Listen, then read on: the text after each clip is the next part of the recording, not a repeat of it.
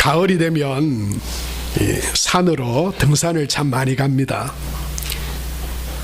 아마 등산을 단풍 구경을 다녀오신 분들도 계실 테고, 또 가을이 아니라 봄에 주로 산을 찾는 분들도 아마 계실지도 모릅니다. 부산에도 아주 명산이 있습니다. 좋은 산이 있죠. 특별히 부산 하면 저는 금정산이 떠오릅니다. 해운대 장산도 유명하지만 금정산에 제가 많이 올라가 봤거든요.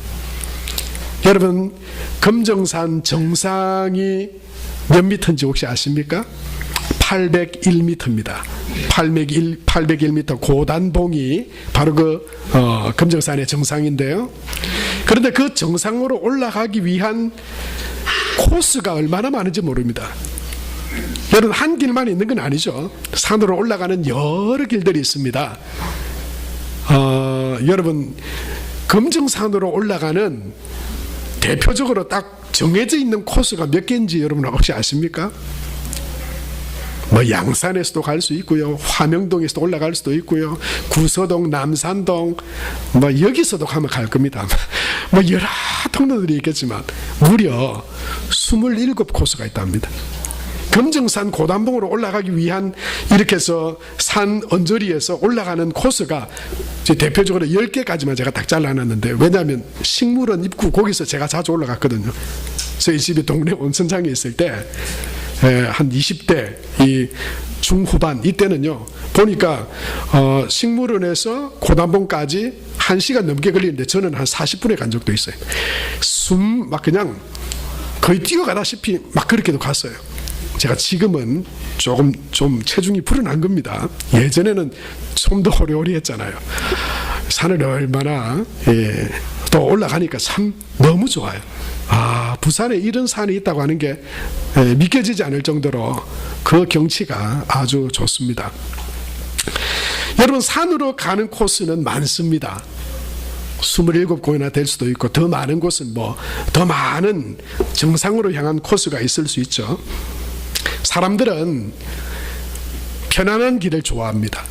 많은 사람들이 다니는 길, 낯설고 힘든 길을 가기를 원치 않습니다. 산에서는 내가 산을 개척할 수도 있지만 그건 어지간한 사람 아니면 안 해야 됩니다. 모르는 산을 길을 함부로 들었다가는 길을 잃어버리기 십상입니다. 좋은 길, 넓은 길, 빠른 길, 예쁜 길, 사람들은 살면서 그런 길을 원합니다. 그리고 많이 다니는 사람들이 많이 다니는 길이 아름답고 또 좋다, 그렇게 여깁니다. 그런데 오늘 우리는 예수님이 말씀하시는 다른 길을 마주하게 됩니다. 그것은 다름 아닌 좁은 길입니다. 오늘 13절에 보면 이렇게 말씀하죠. 같이 한번 13절을 읽겠습니다. 좁은 문으로 들어가라. 멸망으로 인도하는 문은 크고 그 길이 넓어 그리로 들어가는 자가 많고, 그랬어요. 좁은 문과 좁은 길입니다. 좁은 문으로 들어가라. 그리고 그 좁은 길로 걸어가라. 지금 예수님께서 우리를 그렇게 부르시고 좁은 길로 초청을 하고 계십니다. 여러분, 좁은 문, 좁은 길은 결코 편안할 수 없는 길 아니겠습니까? 좁은데 뭐가 좋아요? 좁은데 뭐가 기뻐요? 길이 좁고 거친데 무슨 그게 기쁨이 있어요? 재미없어 보입니다. 많이 안 가니 잘못된 것 같아 보이기도 합니다. 그런 길이 좁은 길 아닙니까? 그런 문이 좁은 문은 아닙니까? 그런데 여러분, 오늘 예수님이 여기서 말씀하시는 좁은 길과 문은 우리가 세상에서 말하는 등산로 같은 그런 길을 말하는 것이 아닙니다. 이것은 신앙의 길과 원리를 말씀하고 계신 것입니다.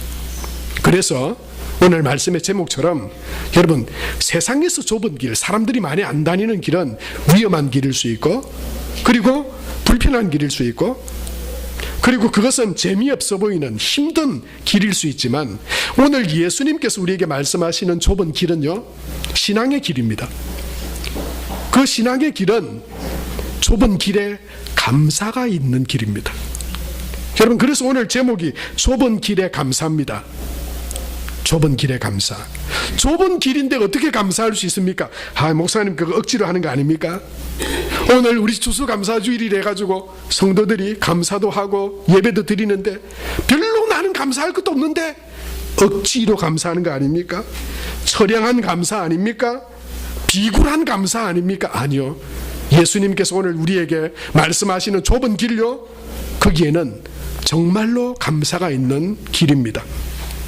왜 그러냐면 여러분, 우리는 길은 목적이 있는 거예요. 그 길을 왜 갑니까? 길이 아름다워서 가기도 하지만 길은 목적지가 있기 때문에 그 길을 가는 것 아닙니까? 예수님께서 오늘 좁은 길로, 좁은 문을 통해서 나오라, 그리고 좁은 길로 걸어가라 말씀하시는데 왜 그렇습니까? 그 길의 끝에 뭐가 있기 때문이죠? 생명이 있고 구원이 있기 때문입니다. 여러분, 그래서 저와 여러분은 오늘 모두 이 조건에 합한 사람들입니다. 이 좁은 길로 오셨잖아요.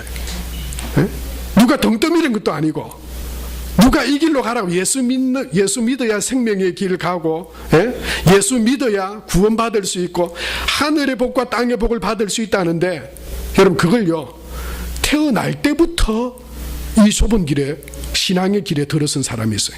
어떤 사람은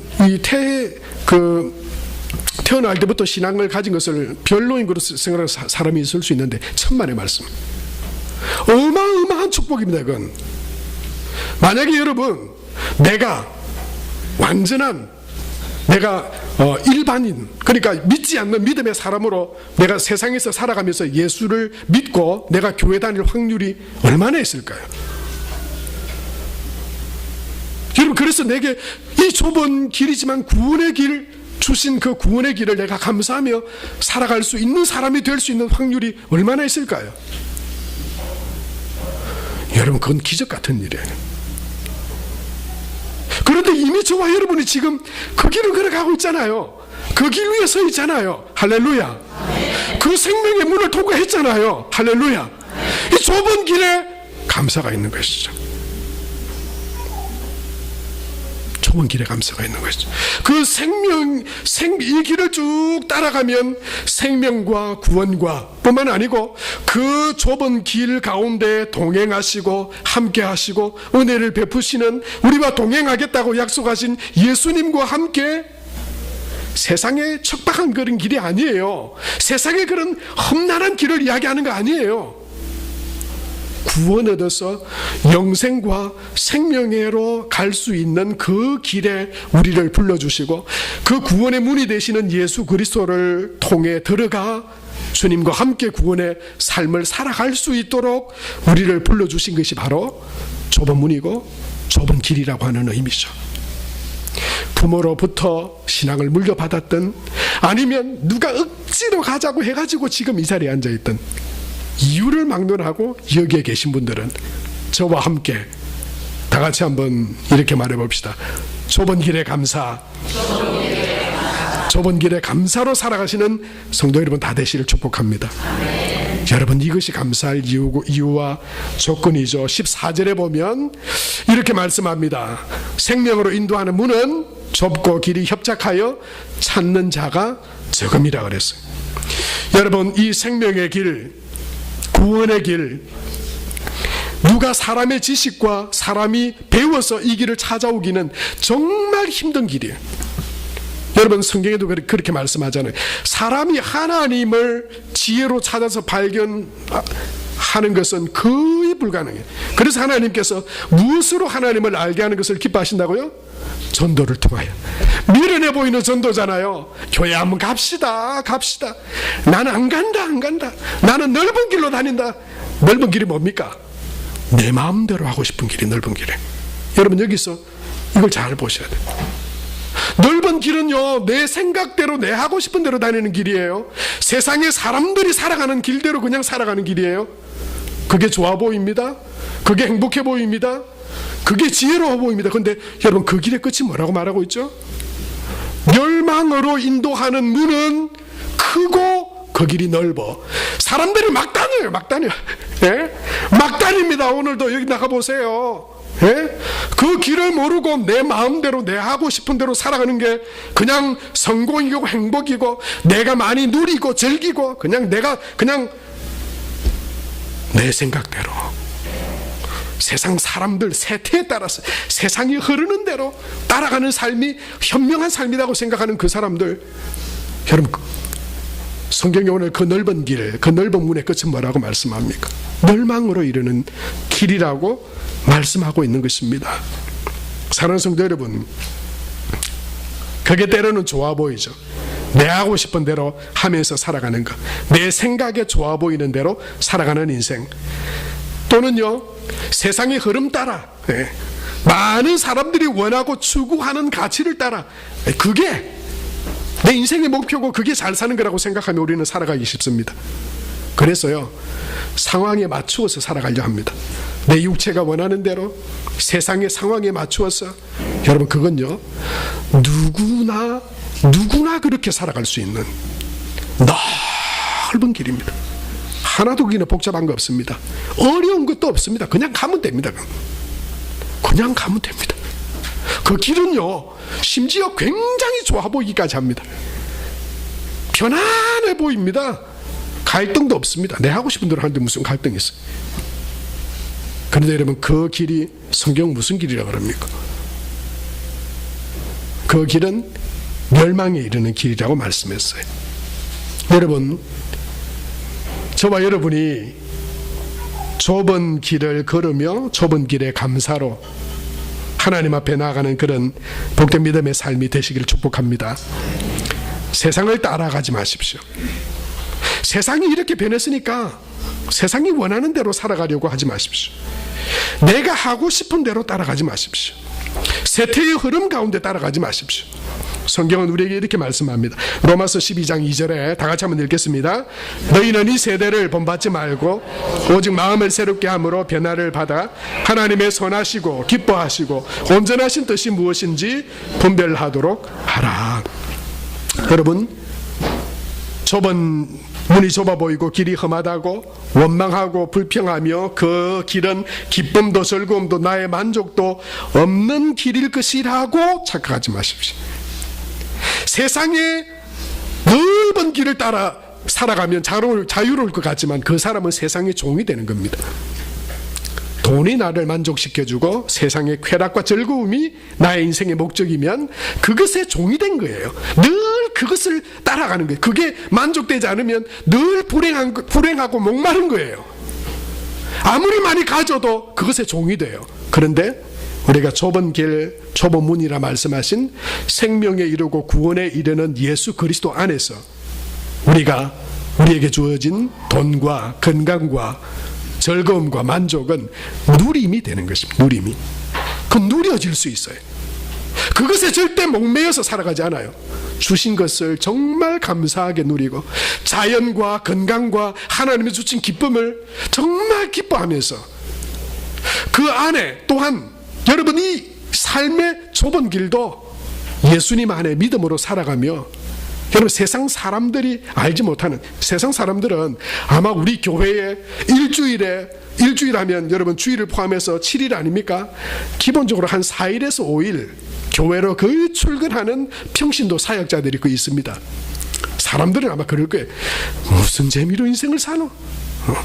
야, 세상에 재밌고 즐거운 게 얼마나 많은데 저 사람은 늘 교회. 지가 그 맛을 봐야 알죠. 알아야 알죠. 재미없을 거라고요?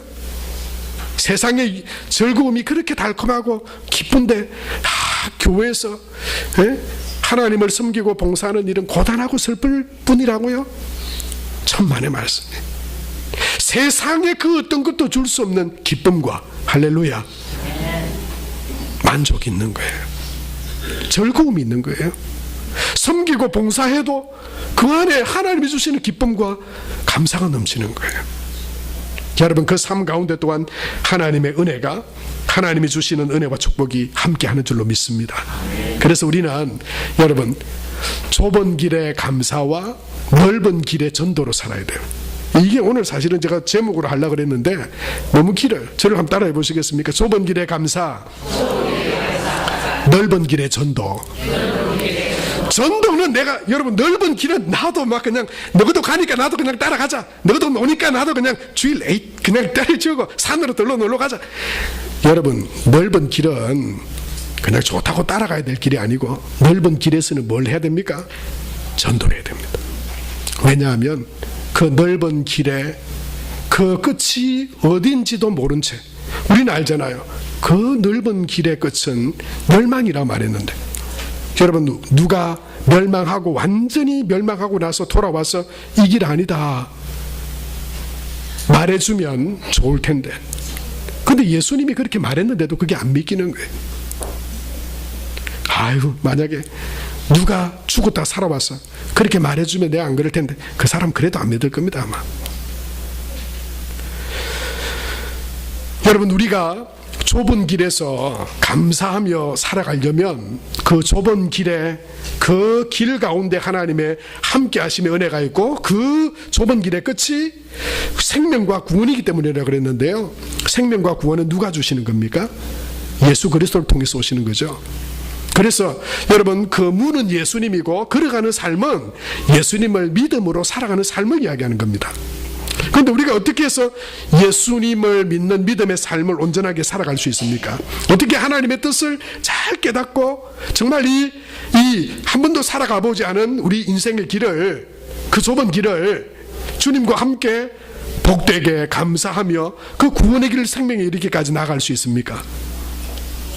하나님 말씀 따라 살아가야 되지 않겠습니까? 그것을 우리에게, 우리 여기 모여있는 100여 명 되는 우리 한 사람 한 사람, 우리 각자에게 우리 인생의 길을, 하나님 살아가기를 원하시는 그 길을 말씀하고 계시는 그 하나님 말씀 안에서 우리가 내게 뭐라 말씀하시는지, 내가 어떻게 살아가야 되는지 우리에게 깨닫게 해주시고 알게 해주시는 말씀을 따라 살아가야 되지 않겠습니까? 최소한 그 말씀을 읽고 그 말씀 안에서 살아가면서 우리가 하나님이 있니 없니를 말해야 되지 않겠습니까? 정말 하나님 말씀을 따라감이 정말 우리에게 복이고 능력인 것을, 정말 내가 그 말씀을 읽고 그 말씀에 순종하며 살아가 본 이후에 내가 그것을 말해야 되지 않겠습니까?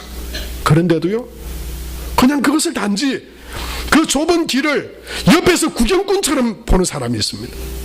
그 길은 너무 힘들어 보여요. 그 좁은 길과 좁은 문을 옆에서 보면 너무 힘들어 보입니다. 왜냐하면 좁고 힘들어 보이는 길이니까요. 그러나 여러분, 그 안에 살아가면, 그 길을 주님 안에 걸어가면, 그 안은 생명의 길이고 구원의 길이고 주님이 우리와 동행하시는 길이기 때문에 결코 옆에서 구경꾼으로 볼 때 좁은 길과 좁은 문은요, 괴롭고 불평이 충만하고 기쁨이 하나도 없는 길 같지만, 그러나 그 안에 들어가서 하나님의 말씀을 따라 믿음으로 살아가면 그 안에 하나님이 주시는 기쁨과 찬양과 복된 생명의 기름을 알고 그 말씀 안에 복되게 살아가게 되는 줄로 믿습니다. 그럼 그랬어요. 우리에게 주신 이 좁은 길, 구원의 길, 생명의 길, 믿음으로 사람들이 그냥 찾아서 안 옵니다. 이건 거의 불가능한 겁니다. 그런 일이 우리에게 주어진 거예요. 일어난 거예요. 부모님을 통해서든 누구의 전도를 통해서든 우리가 그 복된 좁은 문과 길에 걸어가게 된 거예요. 이 감사하며 살아야 되는데, 여러분, 하나님의 말씀을 따라 살아가야 되는 거예요. 그래서 오늘 디모데전서 3장에 보면 15절부터 이렇게 말씀하죠. 또 어려서부터 성경을 알았나니 성경은 능히 너로 하여금 그리스도 예수 안에 있는 믿음으로 말미암아 구원에 이르는 지혜가 있게 하느니라. 여러분, 읽어야 되겠습니까? 안 읽어야 되겠습니까? 구원에 이르게 하는 지혜가 있고 그 나의 인생길을 잘 걸어갈 수 있도록, 하나님이 기뻐하시는 그 복된 삶으로 살아갈 수 있도록 나를 인도해주고 깨닫고 알게 하시는 그 하나님의 말씀 뿐만 아니고 16절에서 17절에 보면 이렇게 말씀하죠. 우리 같이 한번 읽겠습니다.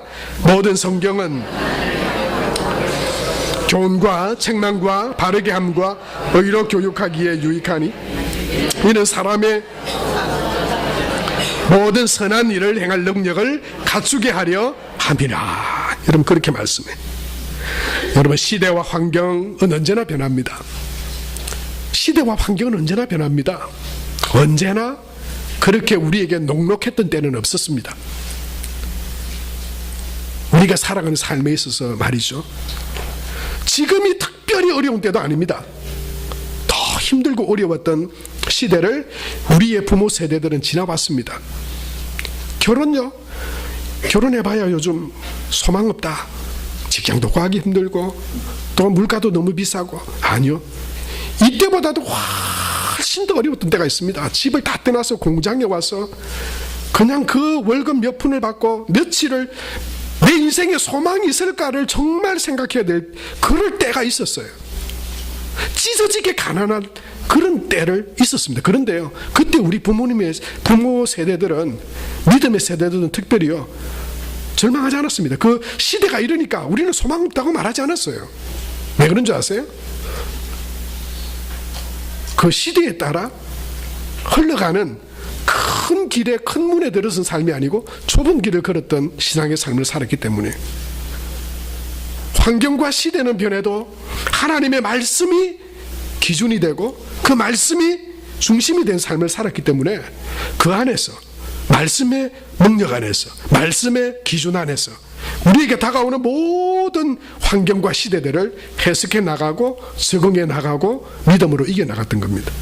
지금요, 앞으로 주님 오실 그때까지 저는 이것은 변함없는 진리의 말씀이라고 생각합니다. 시대가 변한다고 우리가 시대를 따라가요? 환경이 변했다고 세상을 따라가요? 그 사람은 큰 길을 따라가는 사람이에요. 그 길은 구원의 길이 아닙니다. 믿음의 사람은 시대에 따라, 흐름 따라 흘러가는 사람이 아닙니다. 말씀 위에 굳게 서서 그 시대를 이겨가는 사람이에요.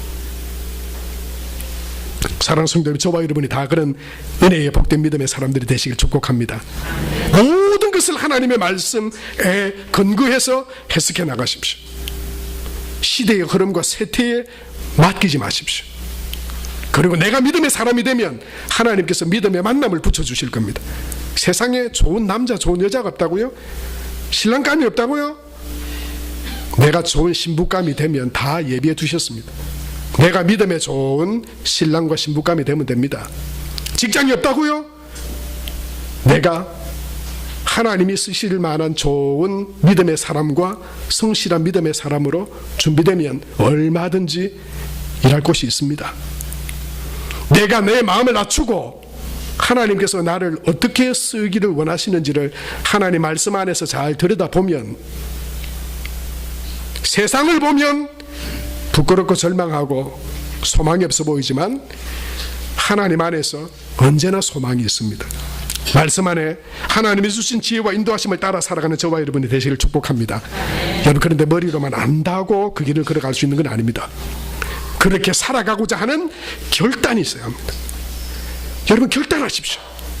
마음으로 믿어 의에 이르고 입으로 신하여 구원에 이른다 그랬어요. 결단해야 되고, 내가 믿음으로 살겠다. 내가 시대의 흐름에 내가 흘러가지 않겠다. 사람들이 많이 따라간다고 그 큰 길과 큰 문으로 내가 따라가지 않겠다. 생명의 길, 구원의 길, 함께 하시는 그 길을 내가 어떤 순간에도 주님과 함께 따라가겠다. 결심해야 합니다. 그러면 우린 그렇지 않으면 따라가지 못해요. 예수님이 이 땅 가운데 오셔서 우리를 구원하시는 그 십자가의 은혜도, 그 길도 그냥 편안하게 자동적으로 에스컬레이터나 뭐 엘리베이터처럼 자동으로 된 게 아닙니다. 예수님이 왜 그렇게 새벽마다 밤마다 기도했는지 아세요? 결단하시며 하나님의 뜻을 바라보고, 그분이 하나님이심에도 불구하고 연약한 육체의 인간을 가지셨잖아요. 예수님은 가야 할 그 골고다 언덕 예루살렘을 알고 계셨잖아요. 그 길이 환영의 길이 아니고 배신당하는 길이고 침 뱉는 길이고 채찍이 맞는 길이고 그 십자가에 달려서 고통 가운데 죽을 길이라는 걸 아셨잖아요. 그래서 뭘 하셨습니까? 결심하셨어요. 내가 그래도 가리라. 누가복음 9장 51절에 그렇게 말씀하잖아요. 우리 같이 한번 읽겠습니다. 시작. 예수께서 승천하실 기약이 차감해 예루살렘을 향하여 올라가기로. 여러분, 오늘도 결심합시다. 내가 믿음 안에 살아가리라. 세상에 즐거움과 기쁨이나 세상에 많은 사람들이 따라가는 길이라고 그게 좋은 길이 아니라, 세상의 흐름이 바뀌었으니까 이 흐름대로 따라가야 그 길이 성공하는 길이 아니라, 시대는 변하고 사람들은 제각기 움직이지만 나는 믿음과 말씀 안에 예수님 바라보며 믿음의 그 길을 가리라. 여러분, 결심하며 결단하며 나아갈 때 그 길 가운데 하나님이 주시는 구원과 은혜와 함께 하심의 능력이 그 가운데 나타나고 역사하게 될 줄을 믿습니다. 사랑하는 성도 여러분, 좁은 길에 감사하는 성도가 되십시다. 다른 많은 이유들이 있지만 좁은 길에 감사. 내가 주님이 불러주시지 않았으면 나는 분명히 넓은 길, 저는 더하리라 싶습니다. 노는 거 좋아하니까요. 즐기는 거 좋아하니까요. 심심하고 가만히 있는 시간을 견디지 못하니까요. 그래서 저는 뭐든지 합니다. 조금만 시간이 있으면 피곤해도 나가는 게 더 좋습니다. 나가서 뭐 산책을 하든 바다에서 뭘 하든 낚시를 하든 이렇게 움직이는 걸 좋아해요. 그러니까 저는 예수님이 저를 불러주시지 않았으면 큰 길 넓은 길을 막 즐기며 별로 잘 놀지도 못하면서 막 거기서 여기저기 막 기웃거리면서 그렇게 살지 않았을까. 근데 하나님이 저를 좁은 길로 다 불러주시고 그 좁은 문으로 들어가게 하셔서 그 구원의 기쁨을 알게 하시고 세상이 줄 수 없는 감사를 알게 하셔서 좁은 길에도 우리와 같이 함께 감사하며 좁은 길에 감사로 살아갈 수 있게 하신 것처럼 여러분 늘 주 안에 감사하며 살아가는 주의 백성들 되시기를 바랍니다. 얼마 전에 이런 신문기사의 제목이 하나 있었습니다. 추방 위기 몰렸던 이란 중학생 난민으로 인정받다. 그런 신문기사였습니다. 오늘도 세상에는 사람들이 큰 길로 나갑니다. 사람들이 많이 모이는 광장으로 나가서 촛불을 켭니다. 그리고 피켓을 듭니다. 프랜카드를 펼칩니다. 그리고는 이렇게 말합니다. 부당합니다. 이렇게 돼야 됩니다. 예? 이게 맞습니다. 이게 정의입니다. 사람들은 촛불을 켜고 피켓을 듭니다. 학생들도 플랜카드를 들었어요. 이란에서 온 제 친구 도와주세요. 이런 피켓을 들었어요. 무슨 말이냐면 이란의 수도인 테헤란에서 아버지와 함께 7살 때 우리나라로 온 남자아이가 하나 있었습니다. 7살에 왔는데 근데 초등학교를 입학을 해야 되잖아요. 아직 난민 신분을 얻지 못했어요. 난민으로 인정받아야 유엔에서 정한 그런 처우를 다 받을 수 있는데 그냥 자격 없이 그냥 잠깐 거주하는 그런 비자를 가지고 들어왔나 봐요. 그런데 어쩝니까 이걸? 이슬람 종교를 가졌던 이 아이가 초등학교에 들어가가지고는 그만 예수를 믿어버렸네요. 이를 어쩝니까 이거? 돌아가야 되잖아요. 근데 이란으로 돌아가면 처형될 수 있어요. 예수 믿는다는 것 때문에, 개종했다는 것 때문에. 2016년에 우리나라의 법원에 인민이 아니고 난민 신청을 냈습니다. 그 사정을 이야기하고 난민으로서 거주할 수 있도록. 그래서 난민으로 인정이 되면 그 나라로 꼭 돌아가지 않아도 되거든요. 한국에서 머물러도 되거든요. 신청을 했지만 거부를 당했습니다. 그래서 행정소송을 냈는데 1심에서는 이겼지만 2심에서 또 패소를 내버렸어요. 결국 대법원에까지 상고를 냈습니다. 이런 형편입니다. 난민으로 인정을 해주시면 우리가 이 나라에서 이 아이에게 준 그 신앙을 가지고 이곳에서 살아갈 수 있습니다. 그런데 이미 개종했다고 하는 소식이 이 주변 사람들에게 들리고 일부는 이란으로 들어갔기 때문에 이란으로 들어가면 무조건 발각되고 처벌을 받게 됩니다. 도와주십시오. 대법원에 상고를 했지만 역시 대법원에서도 그 신앙이라고 하는 것은 입증될 수 없다라고 하는 것 때문에 기각이 돼버렸어요. 그 소식을 알고는 이 학생이 다녔던 중학교에 같은 반 학생들이 나섰습니다. 나서서는 서울 청와대 지난 7월에는 청와대 국민청원 홈페이지에 난민을 인정받게 해달라는 국민청원을 그 게시판에 올렸습니다. 그리고 서울 출입국 외국인청 앞에서 집회를 열면서 아까 보셨던 것처럼 제 이란인 친구가 이곳에서 있을 수 있도록 도와달라고. 돌아가면 그 집안이 다 형제들이 다 죽을 수 있다고. 여기서 난민의 지위를 얻고 신앙을 가지고 이곳에서 살아갈 수 있도록 나가서 막 피켓으로 1인 시위를 하고요. 피켓을 들고 막 시위를 했어요. 그런데 놀랍게도 지난달 10월 19일 이란 국적의 송파구 학생 B군이 법무부 서울 출입국 외국인청으로부터 난민 지위를 부여받았다. 이런 소식이 전해졌어요.